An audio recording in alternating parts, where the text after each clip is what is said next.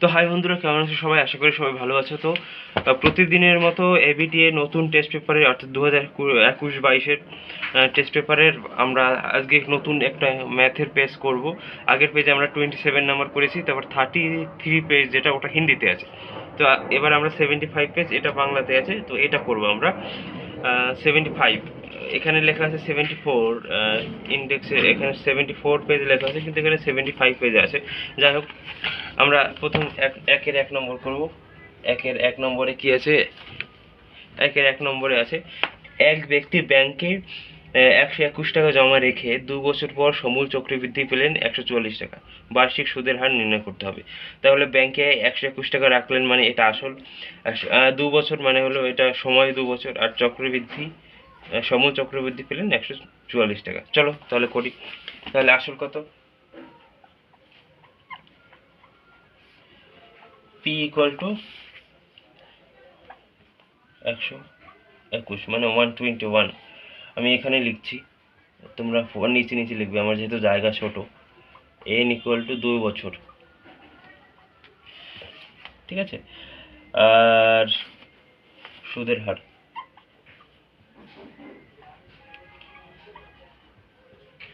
আর equal two বের করতে হবে।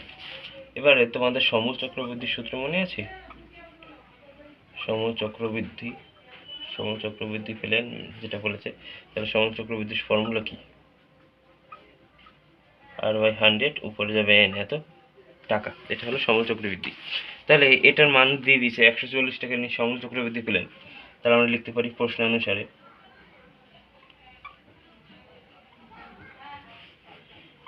p × 1 + R/100 উপরে n ইকুয়াল টু 144। বা এবার p এর মান কত? একবারে বসিয়ে দিলেই হতো, 121 1 + R/100 উপরে যাবে n নয়, n এর মান মানে 2, উপরে যাবে 2 আর এখানে হবে 144। এবার দেখো, এই 121টা এপাশে গুণ আকারে আছে এর সাথে, ওপাশে পাঠিয়ে দেবো, তাহলে ভাগ আকারে হবে। তাহলে 1 + R/100 উপরে যাবে 2 144 আর নিচে হবে 121। এবার দেখো 1 + R/100 2, আর এটাকে করলে হয় 12/11 তার হোল স্কোয়ার, তাই তো? 12 এর স্কোয়ার 144 আর 11 এর স্কোয়ার 121, তাই তো? তাহলে এবার কি হয়, এই 2 ক্যান্সেল হয়ে গেল, কারণ a⁴n ইকুয়াল টু b⁴ যদি n হয় তাহলে a ইকুয়াল টু b হয়, উপরে ওটা ক্যান্সেল হয়ে যায়, ঠিক আছে? অথবা তোমরা এটা 1 + R/100 ইকুয়াল টু √ওভার দিয়ে যদি এখানে রুট ওভার 124/121 লিখতে, তাও কোনো অসুবিধা হতো না। যাই হোক, আমরা লিখি একই ব্যাপার, 1 + R/100 ইকুয়াল টু 12/11। ওকে, তাহলে এখানে কি লিখলাম? এবারে 1টাকে এই পাশে নিয়ে আসবো, R/100 ইকুয়াল টু 12/11 - 1, এটা করলাম, ঠিক আছে? এবার হলো, তাহলে কি হবে? R/100 ইকুয়াল টু 12 - 11, কারণ কি 11 কি করে হলো? এলসিএম করেছি, এটাকে বলে হর, আর এর নিচে 1 আছে সেটাও হর, মানে ডিনোমিনেটর। তো 1 আর 11-এর এলসিএম 11, 11 দিয়ে 11কে ডিভাইড করলে 1 হয়, 1 দিয়ে 12কে মাল্টিপ্লাই করলে 12 হয়, মাইনাস এখানে 1 আছে, 1 দিয়ে 11কে ডিভাইড করলে 11 হয়, সেটা আবার 1-এর সাথে মাল্টিপ্লাই করলে 11 হয়। তোমরা এটা জানো সবাই, তাও একবার বলে দিলাম। R/100 ইকুয়াল টু এখানে যাবে 1/11, তাই তো? যদি তাই হয় তাহলে কোনাকুনি গুণ করলে হবে কি 11R ইকুয়াল টু 100, তাহলে R ইকুয়াল টু 100/11। এবার আমরা এটাকে ডিভাইড করব, ডিভাইড করলে কি হয়? এখানে করি, 100কে 11 দিয়ে আমরা ডিভাইড করব, তাহলে 9 × 11 = 99, তাকে হলো 1, তাহলে উপরে যাবে 1 নিচে যাবে 11, তাই তো? তাহলে কি হলো অ্যান্সারটা? অ্যান্সার হলো 9 × 1/11, এটা এত এত আচ্ছা, পার্সেন্টেজটা আমরা পরে লিখছি। তাহলে এটা কত নম্বরে আছে? এ নম্বরে আছে। তাহলে এ নম্বরে 9 × 1/11%, এটা সঠিক। 1-2। তো 1-2 কি বলেছে দেখো, 3 বন্ধুর মূলধনের অনুপাত 1/6:1/5:1/4, বছরের শেষে মোট লাভ 37,000 টাকা হলে তৃতীয় বন্ধুর লাভ কত হবে? চলো করি। ও, এটা মুছে গেছে। ওকে, তো 1-2 আমরা করব। 1-2 দেখো কি বলেছে, 3 বন্ধুর মূলধনের অনুপাত। তাহলে লিখি আমরা 3 বন্ধুর মূলধনের অনুপাত। অনুপাত কি আছে? 3 বন্ধুর মূলধনের অনুপাত কি আছে? 1/6:1/5:1/4। তাহলে এদের আনুপাতিক যোগফল কি হবে? এদের আনুপাতিক যোগফল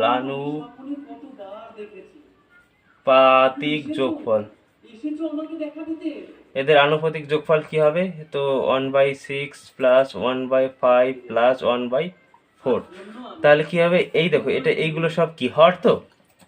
তো এই হরগুলোর কি হবে? ফার্স্টে এলসিএম করতে হবে। তাহলে কি আছে? 6 আছে, 5 আছে, 4 আছে। তাহলে এর এলসিএম করলে হবে 60। তোমরা এলসিএম মানে লসাগু করে দেখবে 60 আছে। এবার কি হয়, এটাও হর এটাও হর, তো হরে হরে ভাগ করে লবের সাথে গুণ করতে হয়। তাহলে 6 দিয়ে 60কে ভাগ করলে হবে 10, আর 10 দিয়ে যদি আমরা 1কে মাল্টিপল করি তাহলে 10 হবে। 10 প্লাস তাহলে হবে কত? 12 প্লাস এখানে হবে 15। ওকে, তাহলে এখানে প্লাস করলে কত হচ্ছে? 37/60। এত হচ্ছে আনুপাতিক যোগফল। এইবার দেখো মোট লাভ কত ছিল? মোট লাভ 37,000 টাকার মধ্যে তৃতীয় ব্যক্তির লাভ, তৃতীয় ব্যক্তি নয় বন্ধু, তৃতীয় বন্ধুর লাভ কি হবে? 37,000 ইন্টু, এবার এটা দেখো এখানে যাবে আনুপাতিক যোগফলটা, নিচে যাবে আর উপরে যাবে 3 নম্বর ভগ্নাংশটা, মানে ওই তৃতীয় বন্ধুর অনুপাতের যেটা সেটা। এত এখানে টাকা লিখবে, হ্যাঁ। তো 37,000 তাহলে 1/4, আর এইদিকে এটা যাবে উল্টে, উপরে যাবে 60, নিচে যাবে 37। ওকে, উল্টে যাবে এত টাকা। এবার 37 দিয়ে 37,000কে করলে 1,000 হয়, ঠিক আছে। এবার 4 দিয়ে যদি এটাকে আমরা 60কে কাটি তাহলে হবে 15। তাহলে কি হলো? 15,000 এত টাকা। ওকে, তাহলে কত নম্বরে আছে এটা? এটা আছে হলো এ নম্বরে। তাহলে এ নম্বরে 15,000 হলো কারেক্ট। ওকে, তো না 1-3 নম্বর।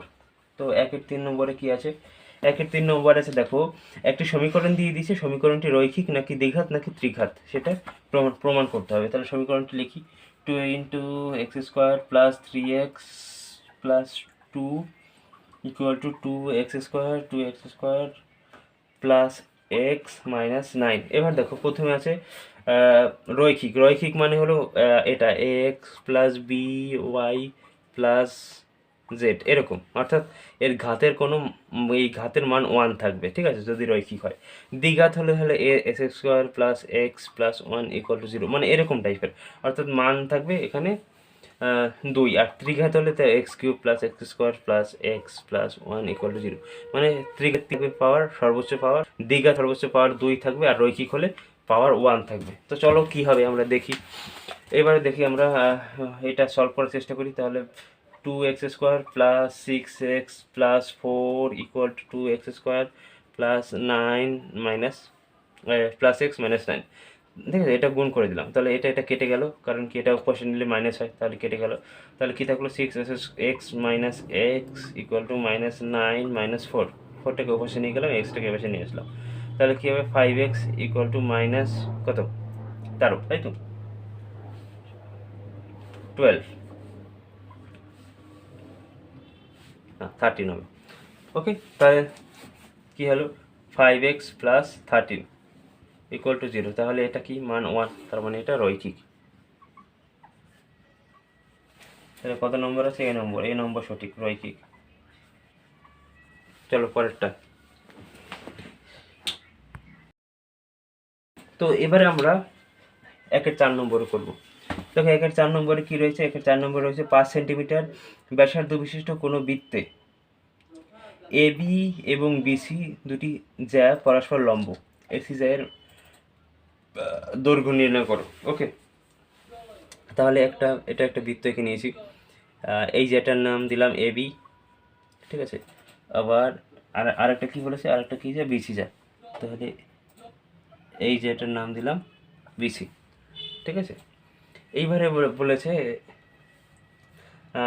এবার আমরা কি করব, ব্যাসার্ধ, এই যে এটুকু ব্যাসার্ধ আর পুরোটাই টেনে নেব।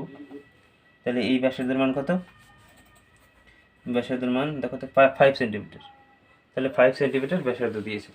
এইবারে দেখো এটা একটা কিন্তু সমকোণী ত্রিভুজ হয়ে যায়। সমকোণী ত্রিভুজ মানে তাহলে এই অ্যাঙ্গেলটা 90 ডিগ্রি। তাহলে আমরা লিখি ট্রায়াঙ্গেল এ বি সি একটি সমকোণী ত্রিভুজ, সমকোণী ত্রিভুজ যার অতিভুজ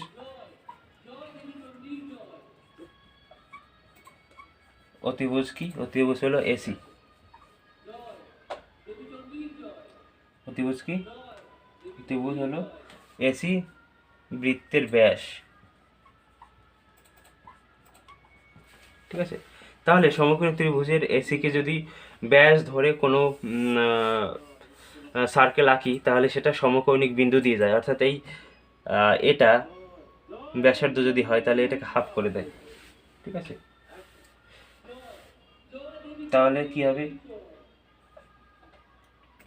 ও A equal to O C, কেন, এটা একই বৃত্তের ব্যাসার্ধ।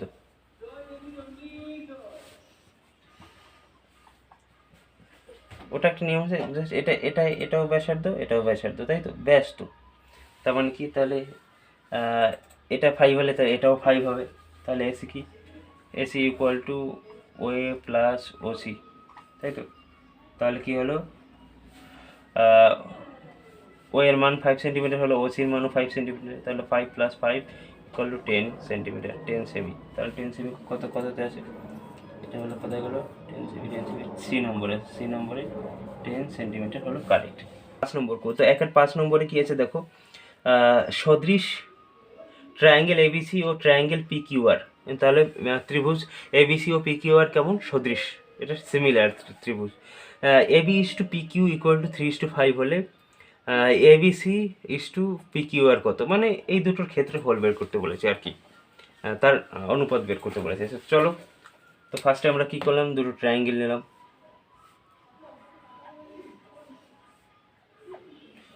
একটা নাম দিলাম হলো এবিসি, একটা নাম দিলাম হলো পি কিউ আর, তাই তো, এই দুটো ত্রিভুজ দিলাম। এইবারে হলো তাহলে ট্রায়াঙ্গেল এবিসি সদৃশ, সিমিলার বলে এটাকে, পি কিউ আর, তাহলে এরা দুজন সদৃশ। যদি আর কি দিয়েছে, আর দিয়েছে হলো AB by P Q equal to 3/5 centimetre দিয়েছে, তাই তো। এর অনুপাত দিয়েছে মানে বাই লেখা যায়। এবার সদৃশ কোণী মানে সদৃশ ত্রিভুজ যদি হয়, সিমিলার দুটো ত্রিভুজ যদি হয়, তাহলে দুটো ত্রিভুজের ক্ষেত্রফল কি করে নির্ণয় করে, তাহলে ত্রিভুজ এ বি সি এর ক্ষেত্রফল বাই ত্রিভুজ পি কিউ আর এর ক্ষেত্রফল, তাই তো। তাহলে এটা আমরা তাহলে কি করে বের করব, আমরা অনুরূপ কোণগুলির বর্গের অনুপাত সমান হবে। তাহলে অনুরূপ কোণগুলি কি, এবির অনুরূপ পি কিউ, তাই তো। তারপর হলো বিসি এর অনুরূপ কোণটা কিউ আর, আর এসি এর অনুরূপ হলো পি আর। তাহলে ওদের বর্গের অনুপাত সমান হবে। তাহলে এবি বাই পি কিউ এর whole square equal to BC by Q R তার whole square equal to AC by P R, তাই তো, পি আর তার হোল স্কোয়ার। তাহলে আমরা যে কোনো একটা, এই দেখো এটার মান দিয়েছে অলরেডি, তাহলে আমরা যে কোনো, যেহেতু সবগুলোই সমান, তাহলে আমরা যে কোনো একটা নেবো। তাহলে অতএব triangle A B C by triangle P Q R equal to A B square by P Q square, তাই তো? তাহলে এ বি স্কোয়ার মান কত, 3 square by 5 square equal to 3 স্কোয়ারের মান কত, 9, আর 5 স্কোয়ার 25। সো আমরা কি লিখতে পারি, triangle A B C is to triangle P Q R equal to 9:25। এটা কত নম্বরে আছে, 9:25, 9:25 এ নম্বরে আছে। তাহলে এ নম্বর সঠিক, এ নম্বর 9:25। ওকে, তাহলে এবার আমরা 6 নম্বর করবো। 6 নম্বরে কি আছে দেখো, 6 নম্বরে আছে একটি নিরেট ঘনকের ধারগুলির দৈর্ঘ্যের সমষ্টি 36 সেন্টিমিটার, ঘনকটির আয়তন কত? ওকে, তাহলে নির্ণয় করি। তাহলে আমরা ধরি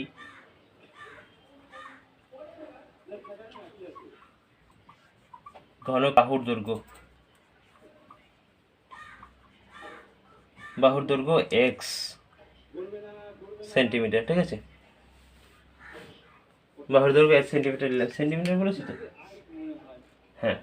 এবারে ঘনকের কটা বাহু থাকে, 12টা। তাহলে প্রশ্নানুসারে কি লিখব, প্রশ্নানুসারে তাহলে 12 into x, 12x equal to 36, সমষ্টি দিয়েছে তো, তাই না? তাহলে 12 এরকম করে 12টা বাহু আছে, তার মানে 12টার সাথে যদি আমরা একটি এটা মাল্টিপল করি, তাহলে যেটা দিয়েছে সেটা আমরা পেয়ে যাব।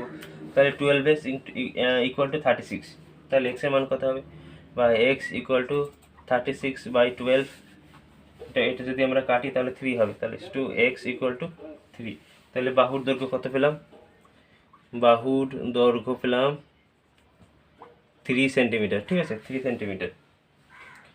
এবার হলো আমাদের আয়তন বের করতে বলেছে, ঘনকের আয়তন। তোমরা পুরোটা লিখবে, আমি জাস্ট আয়তন লিখলাম। তাহলে ঘনকের আয়তন মানে হলো বাহু তার কিউব, ঘন সেমি।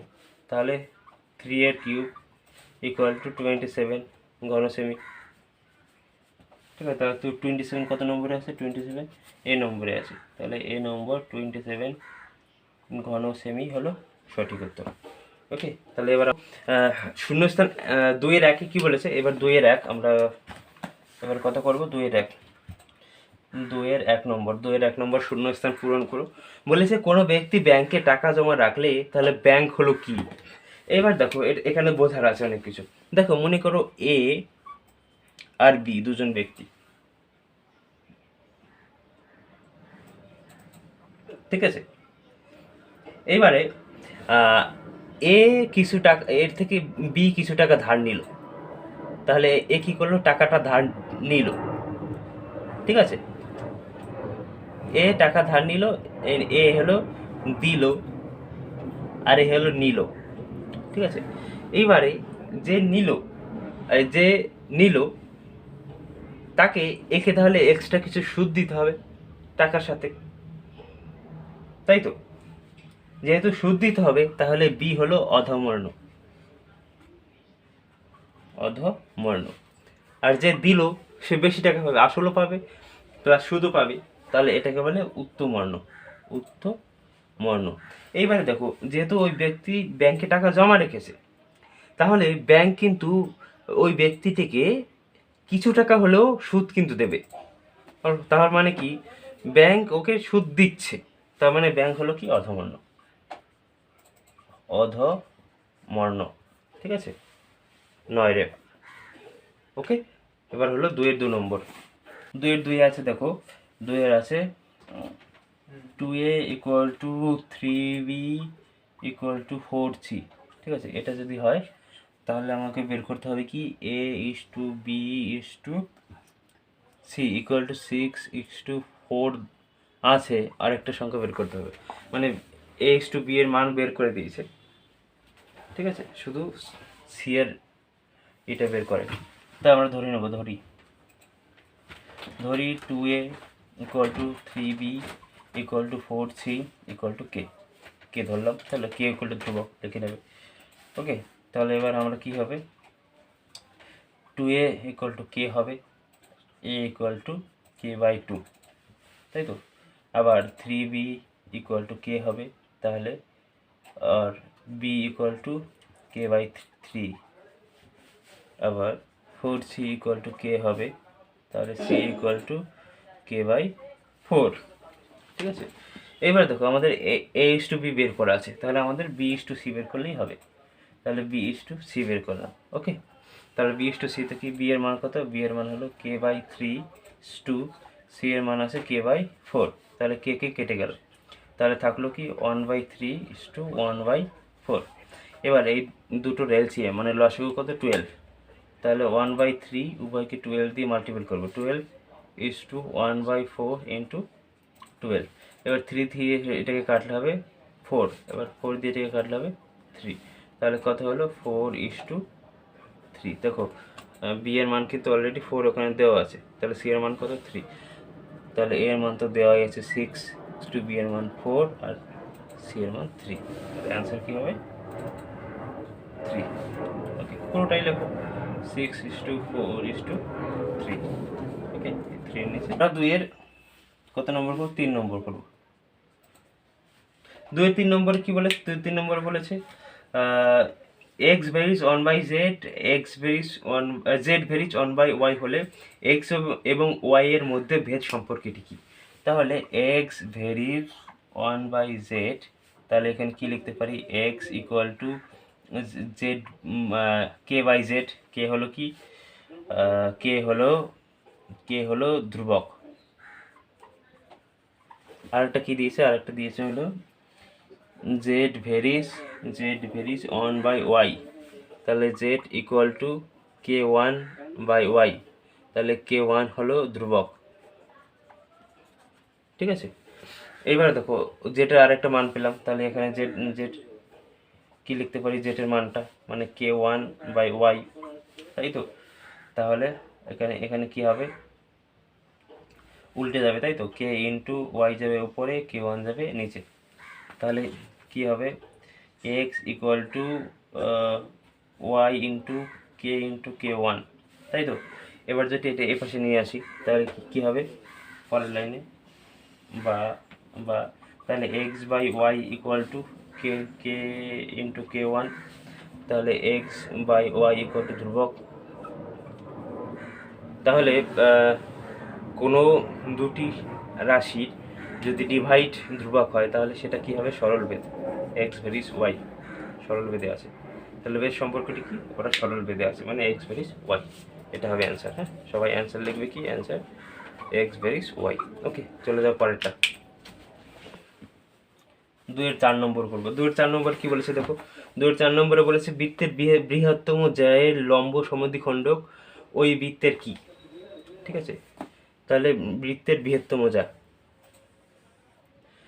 আচ্ছা কোনো বৃত্তের বৃহত্তম জ্যা হলো তার ব্যাস। ঠিক আছে, তাহলে কোনো বৃত্তের বৃহত্তম লম্ব সমদ্বিখণ্ডক, তাহলে এটা যদি এখানে যতগুলোই বৃত্তের বৃহত্তম লম্ব সমদ্বিখণ্ডক হোক, যতগুলোই হোক, সবগুলো কোথা দিয়ে যাচ্ছে? কেন্দ্র দিয়ে যাচ্ছে। তার মানে বৃত্তের কি হবে? কেন্দ্রগামী।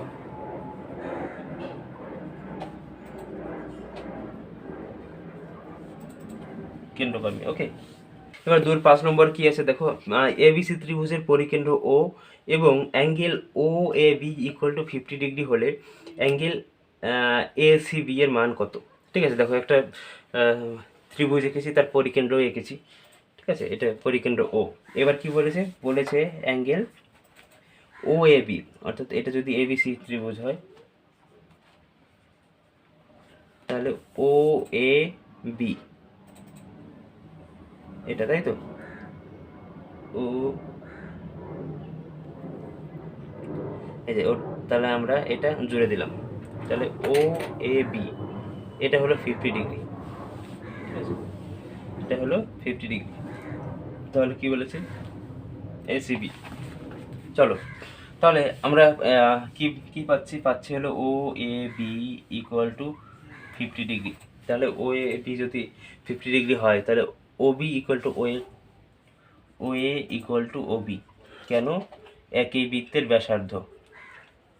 তাহলে এরা কি সমদ্বিবাহু ত্রিভুজ। সমদ্বিবাহু ত্রিভুজের যদি সমদ্বিবাহু ত্রিভুজ হয়, এই ত্রিভুজটার, কোন ত্রিভুজটার, ট্রায়াঙ্গেল এওবি, এওবি এর ট্রায়াঙ্গেল এওবি এর, তাহলে এই ত্রিভুজটার এই দুটো বাহু সমান। তাহলে যদি দুটো বাহু সমান হয় তাহলে অপোজিট অ্যাঙ্গেল দুটো সমান হবে। তাহলে কি হবে, angle O A P equal to angle O B A, ঠিক আছে, সমান হবে।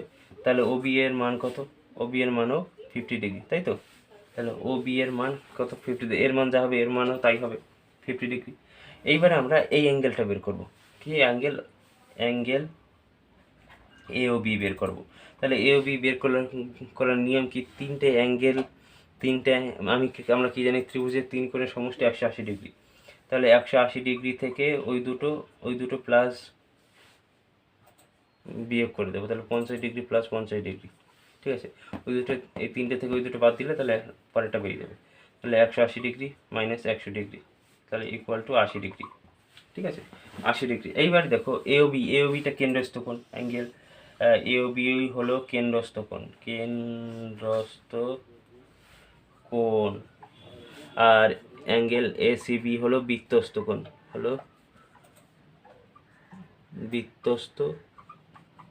কোণ, ঠিক আছে, বৃত্তস্থ কোণ। তাহলে আমাদের নিয়ম কি, নিয়ম হলো এসিবি, ঠিক আছে, এসিবি মানে আমরা কি জানি, কেন্দ্রস্থ কোণ, বৃত্তস্থ কোণ, বৃত্তস্থ কোণের দ্বিগুণ আমরা পড়েছি, তাই তো।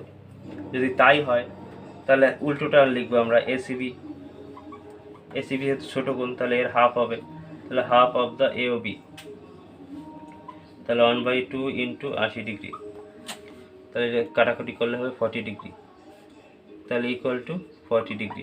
তাহলে এসিবি এর মান কত, অ্যান্সার এসিবি এর মান 40 ডিগ্রি, ওকে। তাহলে এর মান কত, 40 ডিগ্রি, ওকে। এবারে দেখো, এবারে আমরা কি লিখবো, 2 এর 6 নম্বর। 2 এর 6 নম্বর কি বলেছে, একটি নিরেট লম্ববৃত্তাকার চোঙের সমতলের সংখ্যা কত। সমতল মানে এটা যদি একটা চোঙ হয়, ঠিক আছে, তাহলে এই যে এই পাশটা হলো বক্রতল, এই যে এই পাশটা হলো বক্রতল, তাহলে এটা সমতল আর এটা সমতল, তাহলে কটা পেলাম, 2টি। লম্ববৃত্তাকার চোঙের সমতলের সংখ্যা কটি, 2টি। এবার 3 নম্বর হলো সত্য মিথ্যা। সত্য মিথ্যা কি বলেছে, সত্য মিথ্যা বলেছে হলো, দেখো 3-এর 1 নম্বরে বলেছে রনির মূলধনের পরিমাণ তুহিনের অপেক্ষা অনপূর্ণ 1/2, মানে 1.5 গুণ। তাহলে তাদের লভ্যাংশ বন্টনের অনুপাত কি হবে, ঠিক আছে। তাহলে লিখি, রনির মূলধন ইকুয়াল টু তুহিনের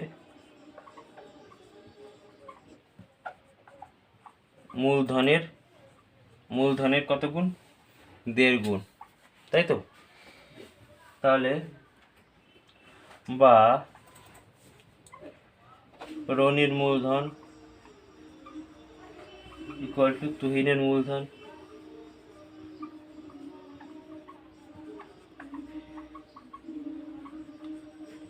ইন্টু, তাহলে কি হবে, 3-এর 2, কি করে এই দুটো মাল্টিপল করে এর সাথে প্লাস করতে হয়, 2 কে 2 প্লাস 1, 3/2 মানে 3/2।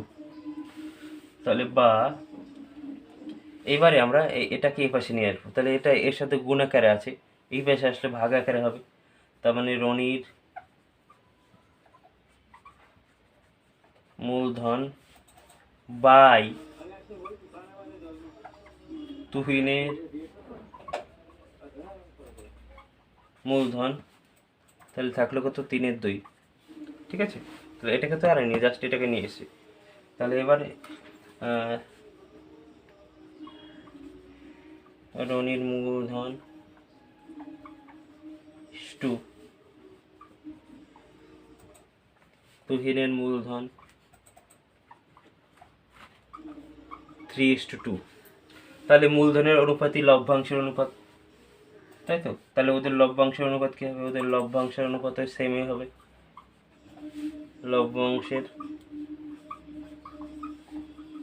অনুপাত হবে কত, 3:2। তাহলে কি দিয়েছিল এখন, 3:2 দিয়েছিল না, 2:3 দিয়েছে, তাহলে এটা মিথ্যা। তাহলে 3-এর 1 কি, 3-এর 1 মিথ্যা, 3:2 হবে। দেখো এবার 3-2 নম্বরে কি বলেছে, 3-2 নম্বরে বলেছে, কোথায় গেল, একটি দ্রব্যের বর্তমান মূল্য 100 রুপিস মানে 100 টাকা, দ্রব্যটির প্রতি বছর 10% হ্রাস পায়, 2 বছর পর দ্রব্যটির মূল্য 10 রুপিস হয়। দেখি 10 রুপিস হয় কিনা। খুব একটা ইম্পর্টেন্ট অঙ্ক, এটা তোমরা স্টার মার্ক দিয়ে রাখতে পারো। তাহলে 3-2, তাহলে কি কি কি হলো, এটা হলো 2 বছরে 10% হ্রাসের হার, হ্রাসের হারে কত টাকার, 100 টাকার, 100 টাকার সমূল হ্রাস, সমূল চক্রহ্রাস, সমূল চক্রহ্রাস কী হবে, আমরা কি জানি চক্রহ্রাস সূত্র, এটা মাইনাস, হ্রাস পেলে মাইনাস হয় আর চক্র বৃদ্ধি পেলে প্লাস হয়, তাহলে মাইনাস R/100, এখানে যাবে n, ঠিক আছে, এত টাকা। তাহলে এটা হবে কত, 100, 1 মাইনাস আর এর মান কত, আর এর মান কত পার্সেন্ট, আর এর মান হলো 10%, তাই তো, আর নিচে হবে 100 আর n কত 2, এইবারে কত 100 ইন্টু এই জিরো কেটে গেল, তাহলে কী হবে 10, 10, 10, 10 আর 1 এর এলসিএম 10, তাহলে 10 মাইনাস 1 হবে, বুঝতে পেরেছো আশা করি। এই দুটোকে জাস্ট বিয়োগ করলাম, 1 মাইনাস 1/10কে বিয়োগ করলাম জাস্ট, তাহলে 100 ইন্টু 9/10 তার হোল স্কোয়ার, তাহলে 9/10 দুবার লিখলাম, ঠিক আছে, তাহলে এই জিরো কেটে গেল, তাহলে 9 ইন্টু 9 81, প্রতিটা এসে টাকা আছে কিন্তু, তাহলে 81 টাকা, 81 টাকা, তাহলে এখানে কি বলেছে 81 টাকা, তাহলে ঠিক, তাহলে এটা সত্য। এবার আমরা 3-4 নম্বর করব।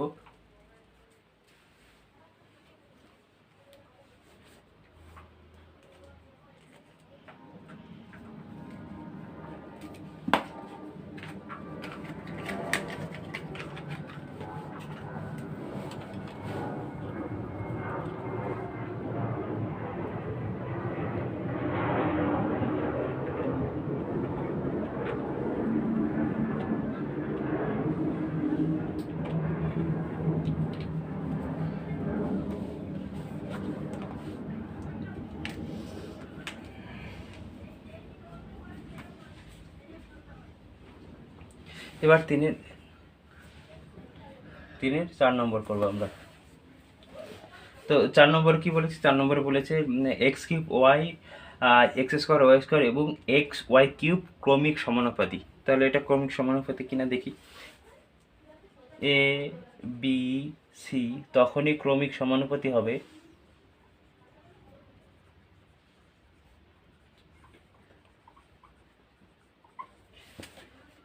যখন a/b b/c, ঠিক আছে, ইংলিশে বলে কন্টিনিউ প্রপোর্শন। ওকে, এবার আমরা কোনাকুনি গুণ করব, কোনাকুনি গুণ করলে হবে b² = ac, তাই তো। তার মানে আমাদের যদি এটা এই তিনটা দ্বারা b² = ac প্রমাণ করতে পারি, তাহলে আমরা বুঝবো এরা দুজন ক্রমিক সমানুপাতি। তাহলে b² কোনটা, যদি x³ y কে a ধরি, x² y² কে যদি b ধরি, xy³ কে যদি c ধরি, তাহলে b² মানে হলো মাঝখানেরটা, অর্থাৎ x² y² এর হোল স্কোয়ার ইন্টু b² হলো এবার এসি, তাই তো, b² = ac, এই কোনটা x³ y ইন্টু xy³, ওকে। তাহলে এটা কত হবে, x⁴ ইন্টু y⁴, তাহলে এখানে এটা যদি মাল্টিপল করি তাহলে x⁴, এটাকেও যদি y আর y³ মাল্টিপল করি তাহলে y⁴, তাহলে দুটো সমান হলো, তার মানে ঠিকই আছে, মানে এরা ক্রমিক সমানুপাতি, ক্রমিক সমানুপাতি, ওকে, তার মানে সত্য, 4 নম্বর সত্য।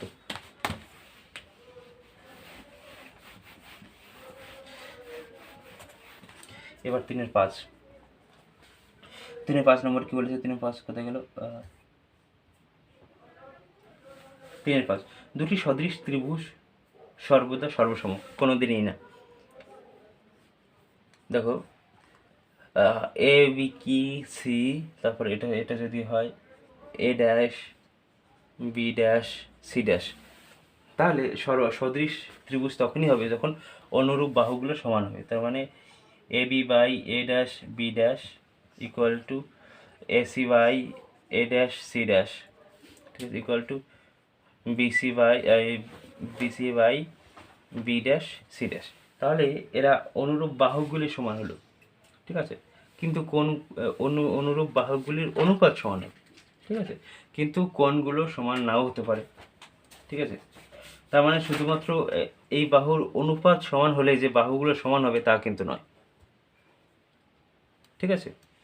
অর্থাৎ এখানে অনুপাতগুলো সমান হয়েছে, অর্থাৎ এখানে আছে 6:3 এরকম এরকম থাকতে পারে একটা, আর একটা থাকতে পারে 3:6, এভাবেও থাকতে পারে।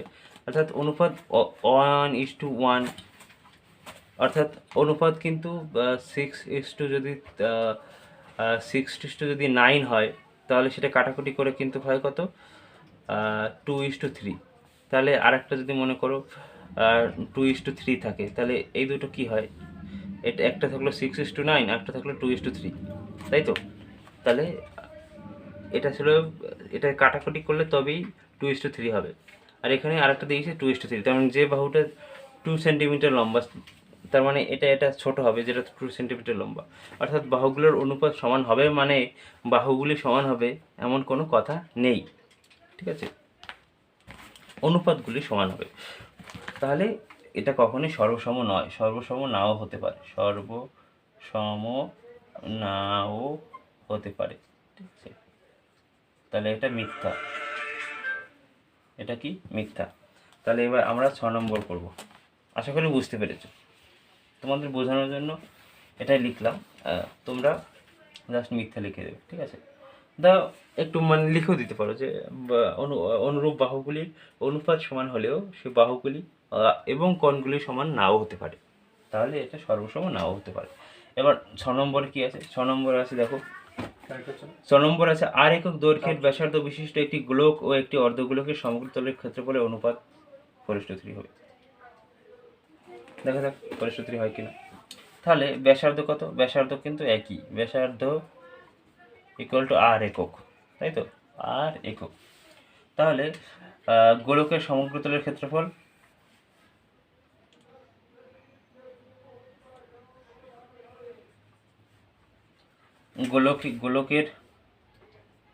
গোলকের সমগ্র তলের ক্ষেত্রফল, সমগ্র তলের ক্ষেত্রফল টু অর্ধগোলকের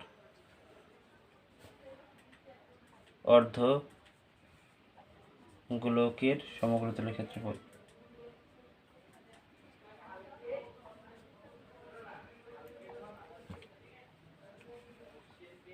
তাহলে গোলকের সমগ্র তলের ক্ষেত্রফল কি হবে? 4 পাই r স্কয়ার ইজ টু অর্ধগোলকের কি হবে? অর্ধগোলকের হবে 3 পাই r স্কয়ার। কেন 3 পাই r স্কয়ার হয়? যেহেতু অর্ধগোলক, তাহলে 4 পাই r স্কয়ার বাই 2, আর নিচের একটা সাইড আছে বৃত্তর নিচেরটা, তার মানে প্লাস পাই r স্কয়ার, ঠিক আছে। তাহলে কি হবে? 3 পাই r স্কয়ার, এই কারণে 3 পাই r স্কয়ার হয়, ঠিক আছে। সো এবার আমরা কি, পাই পাই কেটে যায়, ঠিক আছে, আর স্কয়ার কেটে যায়, তাহলে থাকে কত? 4:3। এখানে কি দিয়েছে? 4:3, সত্য। তাহলে 6 নম্বর কি? সত্য। ওকে,